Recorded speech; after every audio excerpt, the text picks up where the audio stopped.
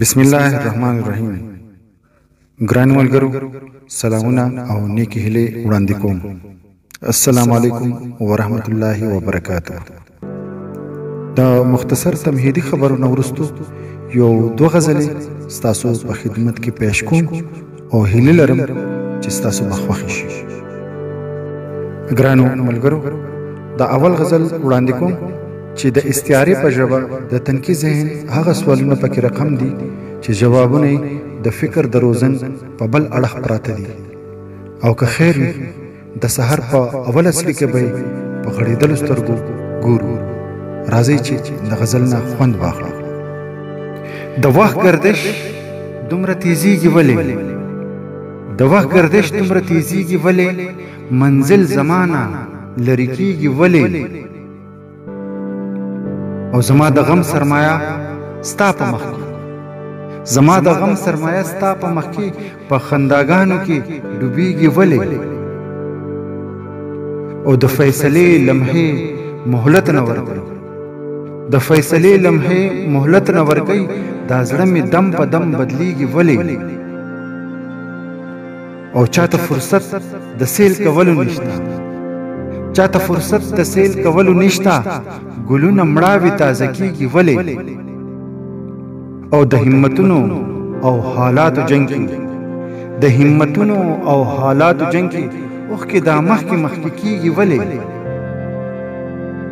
او غمخارو ما دردونه ټول خرڅ کړي، غمخارو ما دردونه ټول خرڅ کړي، ستاسو قرضې په ما زیاتېږي ولې، او فضله زه چې د دمې ووایم، فضله زه چې د دمې ووایم، کاروان زمونږه ښه تیزیږي ولې، او د وخت گردش دومره تیزیږي ولې، منزل زمانه لرې کیږي ولې، منزل زمانه لرې کیږي ولې. ګرانو ملګرو، د هر انسان د صبر خپله پیمانه او د برداشت خپل حد.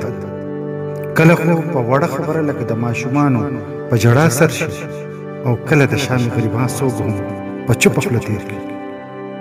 د زغم دا توده او ترخه ګوټونه د ژوند د آخري سلګۍ پورې څکل فرض دی، خو کله کله د انسان زړه دومره په وړه خبره راونړېږي چې بل بنده ته هډو جواز نه ښکاري.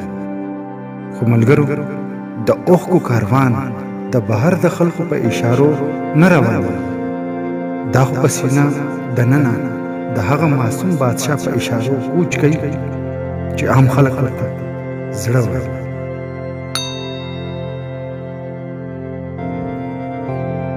هسې بې ځایه په ژړا کې تېر شو، هسې بې ځایه په ژړا کې تېر شو، عمر مې ټول په واویلا کې تېر شو. ما بې وفاو ته وفا ښودله، ما بې وفاو ته وفا ښودله، عمر مې ځان سره جفا کې تېر شو. او زه ګیلمن د چا نه ولې شمه، زه ګیلمن د چا نه ولې شمه، زه ګناهګار ومه سزا کې تېر شو. او فکرونه ډېرو هېڅ مې ونه کړی شو، فکرونه ډېرو هېڅ مې ونه کړی شو، د لیونو غوندې سودا کې تېر شو. او د انقلاب د نمر په تمه تمه، د انقلاب د نمر په تمه تمه، د انتظار په نن سبا کې تېر شو. او فضله تېر خو شو که هر څنګه و، فضله تېر خو شو که هر څنګه و، دنګو ماڼو که په صحرا کې تېر شو. او هسې بې ځایه په ژړا کې تېر شو، عمر مې ټول په واویلا کې تېر شو، عمر مې ټول په واویلا کې تېر شو.